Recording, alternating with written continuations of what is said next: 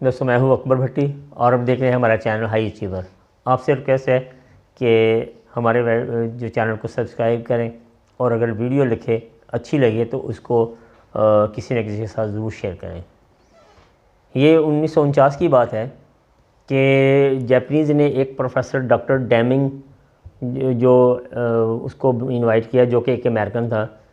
دوستوں یاد رکھنا ہے کہ یہ امریکہ اور جو جاپانیوں کی جو دشمنی ہے وہ ڈھکی چھپی نہیں، کیونکہ پہلے جاپان نے ان پر پرل ہاربر پر حملہ کیا، بڑی تباہی انہوں نے مچائی۔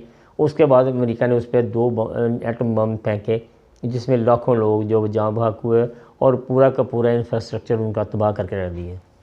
اب 1949 میں ایک امریکن کو ایک سیمینر میں بلایا گیا، جو ڈاکٹر ڈیمنگ تھا، اس نے ان کو ایک فارمولہ دیا۔ وہ فارمولہ کیا تھا؟ وہ کوالٹی کنٹرول کا فارمولہ تھا۔ اب اس سے پہلے یہ تھا کہ جاپان میں جو چیزیں بنتی تھیں اس کی اتنی ناقص ہوتی تھی کہ لوگ اس کی جب بھی چیزیں اٹھاتے اور ایک سائڈ پہ رکھ دیتے کہ یار کہ یہ تو جاپان کی بنی ہوئی ہے تو یہ بالکل ناقابل اعتبار ہوگی۔ لیکن اس نے ایک فارمولہ دیا اور وہ تھا کہ کوالٹی کا، یعنی کہ زیرو ٹالرنس، زیرو ڈیفیکٹ، کہ کوئی بھی چیز آپ بنائیں اس میں کوئی بھی ایک بھی ڈیفیکٹ نہ ہو۔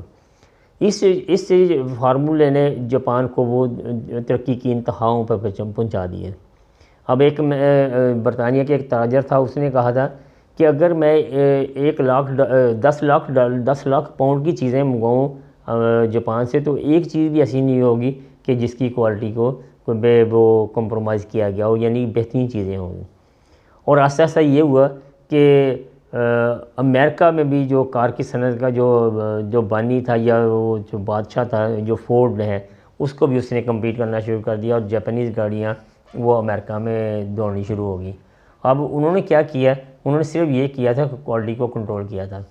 اب جاپان میں کم از کم 1 لاکھ جو کوالٹی کنٹرول کے ادارے ہیں جو کہ رجسٹرڈ ہیں، وہ آپ کی جو چیز پہ وہ جو آپ کو سرٹیفکیٹ دیتے ہیں کہ جناب آپ کی جو چیز ہے وہ بہترین ہے، اس پہ کوئی ڈیفیکٹ نہیں۔